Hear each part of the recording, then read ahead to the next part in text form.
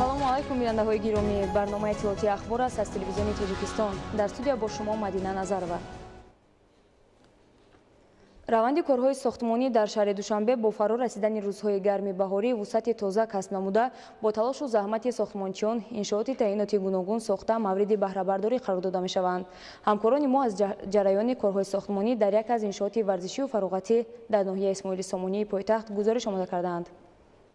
давоми чанд соли охир дар шаҳри Душанбе тадбирҳои созандагию ободонӣ ба таври бесобиқа ба роҳ монда шудааст, ки симои шаҳрро комилан дигаргун кардааст. дар ин муддат иншооти зиёди таъиноти гуногун сохта мавриди баҳрабардорӣ қарор дода шуда, тадбирҳои созандагӣ бо маром идома доранд. бунёди иншооти варзишию фароғатӣ дар хиёбони ҳофизи Шерозии ноҳияи Исмоили Сомонии пойтахт идомаи чунин тадбирҳо ба шумор меравад. масоати умумии иншооти мазкур беш аз 3300 метри мураббаъро дар бар гирифта, он аз майдончаи универсалӣ барои бозиҳои футбол, волейбол ва баскетбол, гӯшаҳои бозию дилхушии кӯдакон ва намудҳои варзиши сабук, нишастҷой ва таваққуфгоҳ дар майдони 62 метри мураббаъ иборат мебошад. дар ҳудуди иншооти мазкур масоати 960 метри мураббаъ ба чаманзор мубаддал дода шуда, роҳравҳо бо масоати 1350 метри мураббаъ сохта бо сафолакҳои бетонӣ зинат дода мешаванд. айни замон корҳои сохтмонӣ ва васлу насби иншоот бо маром идома дошта, коргарону сохтмончиён ба васлу насби конструксияҳои оҳанин ва насби панҷараҳо машғуланд. инчунин дар ҳудуд ва атрофи маҷмаи варзишию фароғатӣ шинондани беш аз 200 адад ниҳоли дарахтони ҳамешасабзи ороишӣ дар назар дошта шудааст, ки қисмати бештари кор ба анҷом расонида шудааст. фармоишгари лоиҳа муассисаи давлатии мудирияти минтақаи зериобшавандаи нерӯгоҳи барқи обии Роғун буда, он аз ҷониби корхонаи воҳиди давлатии лоиҳасоз таррезӣ гардидааст. корҳои сохтмониро ҷамъияти дорои масъулияти маҳдуди Рамзан сохтмон бар уҳда дорад. айни ҳол мо корҳои оҳанибетониро ба итмом расонидем ва васл намудани панҷараҳо ва инчунин кабулизор намудани минтақаҳои кабулизор корҳои худро оғоз намуданд. дар рафти сохтмон мо ба корҳои сохтмонӣ аҳамияти зиёд медиҳем, зеро ки ин майдончаҳо тӯли чанд солҳо хизмат ба мардум хизмат расонад ва масъулҳое ки дар ин сохтмон истифода мебарад, онҳо дорои сертификат ва сифати аъло низ дорад. айни замон сохтмончиён баҳри ба анҷом расонидани корҳо ба таври мунтазам заҳмат кашида истоданд, ки корҳои сохтмониро сари вақт ва босифат ба анҷом расонанд. дар бунёди иншооти мазкур 30 нафар бо ҷои кор таъмин гардида маоши хуб ба даст меоранд. дар баробари бунёди иншооти мазкур масъулин иқдом гирифтанд, ки роҳи кӯчаро то роҳи асосии хиёбони ҳофизи Шерозӣ мунфаш намуда, майдончаҳои назди даромадгоҳҳои биноҳои истиқоматиро аз навсозӣ ва дар назди биноҳои истиқоматӣ нишастҷойҳои иловагӣ бунёд намоянд. ҳамчунин бинои пойгоҳи насоси обпарто таъмиру рангубор карда мешавад. дар доираи татбиқи корҳои сохтмонӣ такядевори назди иншоот низ таъмир карда мешавад. сокинони ин гӯшаи пойтахт ташаббусҳои созандаи роҳбарияти шаҳри Душанбе аз ҷумла бунёди чунин иншооти муосири замонавиро баҳри фароҳам гардидани шароити мусоиди истироҳату фароғат ва ҷалби ҷавонону наврасон ба варзишу тарзи ҳаёти солим бо қаноатмандӣ истиқбол менамоянд. шинондани гулҳои мавсимӣ ва дарахтони ороишию ҳамешасабз дар шаҳри Душанбе ба истиқболи ҷашни Наврӯзи байналмилалӣ вусъат меёбанд. барои дар сатҳи баланд таҷдид намудани ин ҷашни бостонӣ дар кӯчаву хиёбон ва гулгаштҳои пойтахт ҳамарӯза гулҳои гуногуни ороишӣ шинонида шуда, барои сарсабзиву хуррамии бештари шаҳр тадбирҳои судман амалӣ карда мешаванд. гузориши хабарнигорони мо дар ин хусус таҳия шудааст. тадбирҳои ободониву созандагӣ ба истиқболи ҷашни Наврӯзи байналмилалӣ дар ҳама кӯчаву хиёбони шаҳри Душанбе идома дорад. иқдомҳои созандаи роҳбарияти шаҳри Душанбе амалҳои дастаҷамонаи кормандони касбу кори гуногун ва аҳолӣ имкон фароҳам меорад, ки пойтахти мамлакат боз ҳам ободу зебо ва шукуфон гардад. кормандони корхонаи воҳиди давлатии роҳи оҳани Тоҷикистон бо мақсади саҳм гузоштан дар корҳои созандагӣ ба ҳашари дастаҷамона баромада, дар тозаву озода намудани боғҳои фарҳангиву фароғатии пойтахт саҳм гузоштанд, ободиву созандагӣ ва ба гулзор табдил додани кӯчаву хиёбонҳо, тозаву озода нигоҳ доштани боғҳои фарҳангии фароғатӣ аз мақсадҳои ҳадафнок ба шумор меравад. дар шаҳри Душанбе тадбирҳои бунёдкорӣ вусъати нав касб намуда, дар кӯтоҳтарин фурсат шаҳри Душанбе ба як шаҳри орзуҳо табдил дода шуд. дар ноҳияи Фирдавсӣ низ корҳои ободониву сабзу хуррамгардонӣ вусъат дошта, бахшида ба ҷашни Наврӯзи байналмилалӣ ва 30-солагии истиқлолияти давлатӣ шиноидани дарахтони ороишиву ҳамешасабз, гулу бутаҳои бутаҳои мавсимӣ, чароғонкунӣ кӯчаву маҳаллаҳо ҷараён дорад. Гулҳои мавсимӣ ки дар ин мавзеъҳо шиноида шуданд, ба ин мавзеъ зебогии дигар зам намудааст. Инчунин дар дигар кӯчаву хиёбонҳои ноҳия аз ҷониби масъулон корҳои ободониву шинонидани дарахтони ороишиву ҳамешасабз, инчунин гулу бутаҳои мавсимӣ идома дорад. Дар мавзеъҳои истироҳатии ноҳия барои фароғати сокинон нишасткурсиҳо насб гардидааст, ки ба зебогии мавзеъ ҳусни дигар зам намудааст. Дар ҳудуди ноҳияи Фирдавсӣ гармхона ҷиҳати парвариши гулу бутаҳои мавсимӣ фаъолият дорад, ки дар он гулу бутаҳои мавсимӣ парвариш меёбад ва барои ободию зебогии кӯчаву хиёбонҳо истифода мегардад. Манучери Сулаймон, Неқадами Нуралӣ, Ахбор. бо омади баҳору наврӯз кӯчаву хиёбонҳои шаҳри Душанберо гулҳои шукуфон зебу зиннат мебахшанд. имрӯз бо мақсади саҳм гузоштан дар корҳои ободонӣ ва сабзу хуррам гардондани пойтахти мамлакат, кормандони масъули Донишгоҳи Миллии Тоҷикистон ба шинонидани гулҳои ороишии мавсимӣ оғоз карданд. дар асоси нақшачорабиниҳо ва иқдоми пешгирифтаи раёсати донишгоҳ дар назди бинои асосии Донишгоҳи Миллии Тоҷикистон гулҳои ороишӣ шинонида мешавад. масъулон гулҳои сурху сафеди ороиширо ки кӯчаву назди бинои донишгоҳро назаррабо мегардонанд, тибқи тавсияи мутахассисони соҳа шинониданд. имрӯз дар назди бинои марказии Донишгоҳи Миллии Тоҷикистон кормандони бахши хоҷагидории Донишгоҳи Миллии Тоҷикистон гулҳои ороишӣ ва дарахтони зебоманзар шинонданд ва ҳамчунин силсилаи чорабинии мазкур дар шаҳраки донишҷӯён дар атрофи биноҳои таълимӣ ва хобгоҳҳои Донишгоҳи Миллии Тоҷикистон ҷиҳати сазовор пешвоз гирифтани ҷашни байналмилалии Наврӯз идома ёфта, кормандони хоҷагидорӣ ва як гурӯҳ кормандон берун аз машғулиятҳои дарсӣ ба шанбегӣ машғул шуда дар ободу зебо гардонидани атрофи биноҳои таълимӣ, роҳравҳои биноҳои таълимӣ ва дохили биноҳои таълимӣ саҳм гузоштанд. корҳои ободонӣ ва шинонидани гулҳои шукуфон барои сазовор ҷашн гирифтани Наврӯзи байналмилалӣ роҳандозӣ гардида, ҳадаф сабзгардонӣ ва баландбардоштани завқи зебоипарастӣ мебошад. гулҳои шинонидашуда дар оянда муҳити атрофро зебо мегардонанд ва диққати меҳмонон ва сайёҳонро ҷалб хоҳанд намуд.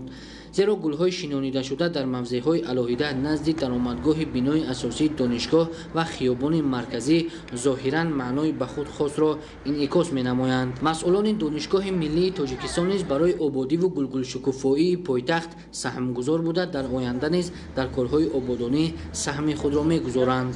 Нуриддини Қурбон, Аҳлиддини Карим, барои барномаи Ахбор.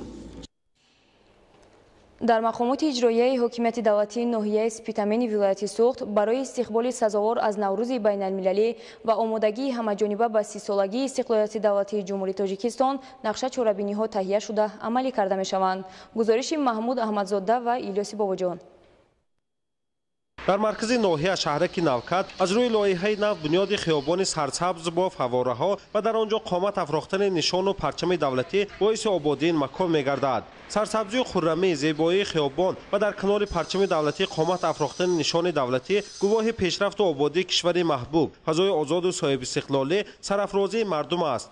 ҳамзамон дар маркази ноҳия бинои зебою лоиҳавии китобхонаи марказӣ бо маблағгузории мақомоти иҷроии ҳокимияти давлатии вилояти Суғду ноҳияи Спитамин қомат афрохта, дар рӯзҳои наздик мавриди истифода қарор додани он баробари ободию зебоии маркази ноҳия баҳри баланд бардоштани маънавиёти аҳолӣ, дониши хонандагон, нақшу ҷойгоҳи китоб ҳамчун манбаи илму дониш, ки дар гузаштаи тоҷикон ва имрӯз ҷойгоҳи хос дорад, аҳамияти муҳим мегузорад.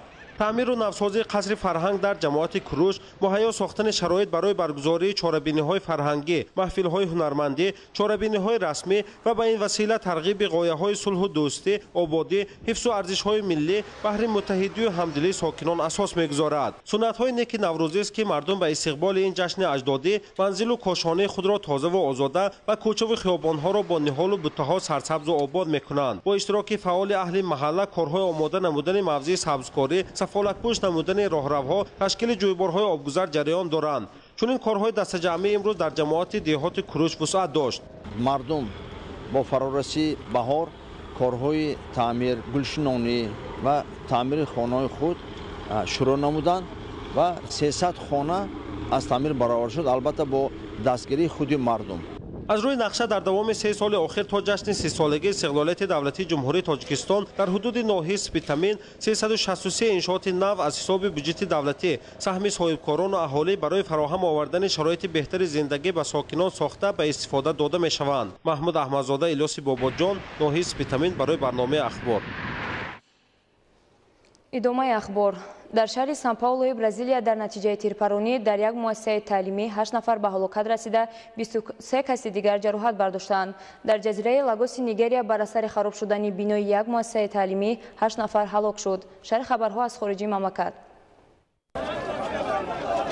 در جزیره لاگوس نیگریا بینای سه‌آشیانه مؤسسه تعلیمی خراب گردید. بر اثر حادثه 8 نفر به هلاکت رسید. افزایش یافتن تعداد هلاک شدگان از احتمال دور نیست، زیرا در زیر خرابه‌های بنا بیش از 100 نفر خوانندگان و آموزگاران قرار دارند. با کارمندان خدمات نژادی میسر گردید که در رفت عملیات جستجویی 22 نفر را زنده پیدا کنند. کارمندان خدمات داخلدار نجات یافتگان را به بیمارخانه انتقال دادند.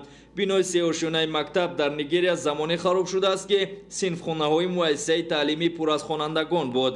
طبق اطلاع پیشکی سبب خراب شدن مؤسسه تعلیمی استفاده شدن مصالح پس‌صفت هنگام کارهای ساختمانی ارزیابی می‌گردد.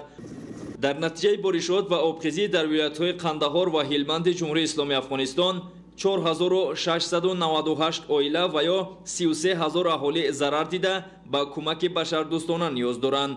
در این خصوص نمایندگان کمیته هماهنگسازی کمک‌های بشردوستانه سازمان ملل متحد گزارش دادند.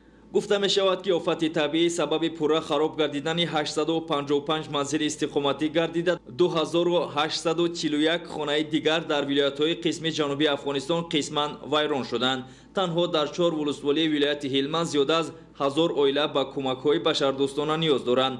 آبخیزی همچنین در ولایت‌های فراه، هرات و بادغیس نیز باعث خراب شدن صدها منزل استقامتی گردیده، هزارها نفر به سرپناه ماندند. در شتات تگزاس شتات‌های متحده امریکا طوفان به عمل آمد. سرعت شمال در مرکز طوفان 120 کیلومتر در یک ساعت را تشکیل داد. شدت طوفان تا حدی بوده است که حتی ماشین‌ها و هواپیماهای خرد را چپه کرد. اینچنین طوفان بالاپوش ده‌ها منزل استقامتی و معموری را خراب نمود. آفت طبیعی خطای انتقال نیروی برق را کارنشایم کرده، اهالی چند منطقه شتات تگزاس بی برق ماندند. در چند شهر شتات کلرادو باشد سرد شدن هوا و بارش برف اهالی را با مشکلی روبرو نمود. یخبندی راه‌ها باعث رخ دادن ده‌ها صدمه نقلیات شد. در فرودگاه بین المللی دنور بر اثر نامساعد وضع هوا پرواز هواپیماها با ده‌ها خط سیر به وقتی دیگر گذاشته شده است. بارش برف خطای انتقال نیروی برق را کارنشایم نموده، هزاران نفر ساکنان از استفاده برق و آب نوشاکی محروم ماندند. وابسته به این حکومتداران شتات کلرادو به ساکنان توصیه دادند که به ضرورت از منزل‌های استقامتیشان نبرایند. در بازار فروش حیوانات در شتات بای سومالی ترکش رخ داد. در نتیجه 8 نفر به هلاکت رسیده، 40 کس دیگر با جراحت گوناگون به بیمارخانه انتقال داده شدند. افزایش یافتن شماره هلاک شدگان از احتمال دور نیست، زیرا طبیبان وضع سلامتی چند تن از زخمیان را وزنین ارزیابی میکنند. طبق اطلاع کارمندان ساختارهای قدرتی در داخل بازار تجهیزات ترکنده خودساخت ترکانده شده است. در یکی از منطقه‌های کوهی پرو یارچ فرآمده یک نقلیات را زیر کرد. در نتیجه 8 نفر به نشان گردید. در پی فرآمدن یارچ حرکت نقلیات در راه غیر امکان شده است. با گفته کارمندان خدمات داخلدار در منطقه کوهی پس از بارشات یارچ فرآمده است. در محل حادثه کارمندان خدمات نجات‌دهی به نشان گشتگان را جستجو دارند. در شهر آخن آلمان گردباد به عمل آمده، بر اثر آن 30 منزل استقامتی خراب گردید. آفت طبیعی خطهای انتقال نیروی برق را کارنشایم کرده، ساکنان چند منطقه شهر مذکور از استفاده برق محروم ماندند. ریشه‌کن شدن درختان زیاد به حرکت نقلیات در راه‌ها خلل وارد نموده است. حکومتداران از ساکنان درخواست نمودند که از استفاده نقلیات شخصی خودداری نمایند. در ساحل‌های فرانسه کشتی بارکش ایتالیا که نفت انتقال می‌داد آتش گرفت. بر اثر حادثه جاری‌شوی نفت به بحر به عمل آمد. همچنین در داخل کشتی بارکش 45 واگن دارای مواد کیمیایی قرار داشت. در مالزی در نتیجه افتیدن پرتوی مواد کیمیایی به دریا بیش از 450 نفر ساکنان زهرآلود شدند. معاین کرده شده است که یک کارخانه کیمیایی پرتوی مواد کیمیایی را به دریا پرتافته است. در میان زهرآلود شدگان مکتب بچگان 2 مؤسسه تعلیمی نیز است. وابسته به این فعالیت 34 مؤسسه تعلیمی موقتا قطع کرده شده است.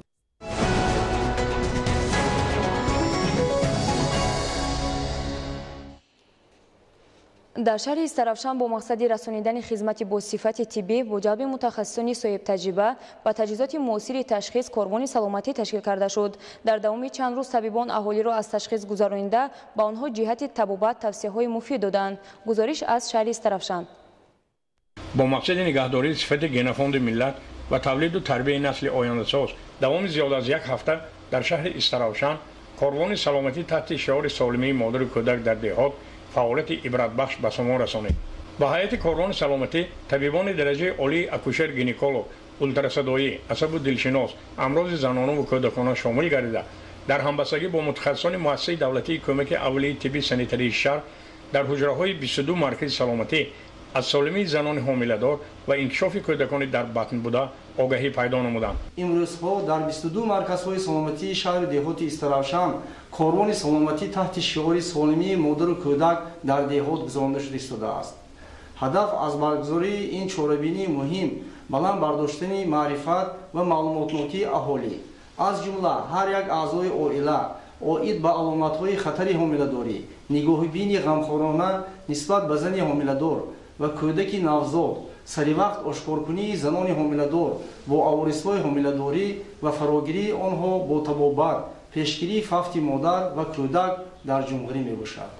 حرکت کاروان سلامتی را تحت شعار سالمی مادر و کودک در دهات در مرکزهای سالمگردانی شهر استرافشان گروه طبیبان حاضر از ریاست تندرستی ولایت سوق زیر مشاهده گرفته قناعتمندی خویش را از فعالیت پرثمر اعضای کاروان سلامتی ابراز داشتند. در شهر استرافشان در همه بنگاه‌های طبی در مرکزهای سلامتی چنین چاره‌بینی کاروان سلامتی برگزار گردیده ایستاده است. تشکیل کاروان سلامتی در روزهای تجلیل از نوروز فرخنده پی شهادت غمخوری‌های نوبتی راهبریت عالی مملکت نسبت زنان و بانوان و کمالیابی نسل آینده‌ساز وطن وحدت سرا و صاحب استقلال تاجیکستان محسوب می‌یابد. در نقطه بخیرگیری 0401 نزد دانشگاه دولتی خوروغ داوطلبانی که میخواهند طریق مرکز ملی تستی نزد پرزیدنت جمهوری تاجیکستان با مؤسسه‌های عالی و میانه کسبی داخل شوند از قید می‌گذارند. گزارش روشنای غریبشو از شهر خوروغ. در جمهوری تاجیکستان چند سال باز ختم کنندگان مؤسسه‌های تعلیمی مملکت به دانشگاه و دانشکده‌های جمهوری طریق مرکز ملی تستی نزد پرزیدنت جمهوری تاجیکستان داخل می‌گردند. اما سال این مرکه مهم با جلب تمام مؤسسه‌های حدود ولایت از 1 مارس شروع می‌گردد. نمایندگان مقامات ولایتی و ریاست معارف ولایت مختار کوهستان بدخشان مسئولین مرکز ملی تستی در ولایت با داوطلبان و خوانندگان مؤسسه‌های تعلیمی شهر و نواحی ولایت صحبت نموده ابراز داشتند که خوشبختانه با تشبث پرزیدنت مملکت در تاجیکستان مرکز ملی تستی تأسیس یافت که این روند برای داخل شوی طالب علمان مؤسسه‌های تعلیمی به دانشگاه‌های داخلی و خارجی مملکت زمینه موثر را فراهم آورده است. پس از صحبت آزاد داوطلبان به نقطه قبول حاضر شده دانشگاه دلخواه خود را انتخاب نموده به قید گرفته شدند. در مرکز ملی تستی نزد پرزیدنت جمهوری تاجیکستان برای داوطلبان یک قطار امتیازها پیش بینی گردیدند که هر یک داوطلب حقوق دارد از چنین امکانیت‌ها وسیع و ثمرناک استفاده نمایند. سال جاری به نظام امتحان مرکزانیده داخل شوی یک مؤسسه تعلیمی تحصیلات عالی کسبی دانشگاه آسیای مرکزی و 15 مؤسسه تعلیمی تحصیلات میانه کسبی به طور علاوه‌ای داخل گردیدند. با چنین نظام نو داوطلبان می توانند به 35 مؤسسه تعلیمی تحصیلات کسبی و 63 مؤسسه تعلیمی تحصیلات میانه کسبی شامل گردند. نظام امتحان‌های مرکزانیده داخل شوی در سال جاری برای ماندن قبول دانشجویان به مؤسسه‌های تعلیمی تحصیلات میانه کسبی در زمینه تحصیلات عمومی اساسی یعنی صنف نهم است. شخصان دارای تحصیلات عمومی اساسی یعنی صنف نهم نیز حقوق انتخاب تا 12 کمبیناسیون اختصاصات را یعنی از کالج‌ها دارند. مرحله اساسی به قیدگیری تا 15 اپریل ادامه یافته. در این مدت داوطلبان طبق ترتیب مقرر گردیده برای اشتراک در امتحان‌های مرکزی داخل شوی می توانند به یکی از نقطه‌های به قیدگیری برایشان نزدیک یا موافق حاضر شده با پیشنهاد حجت‌های ضروری از قید گذرند. بینندگان گرامی این بود برنامه اطلاعاتی اخبار. خانه آباد و سربلند باشید.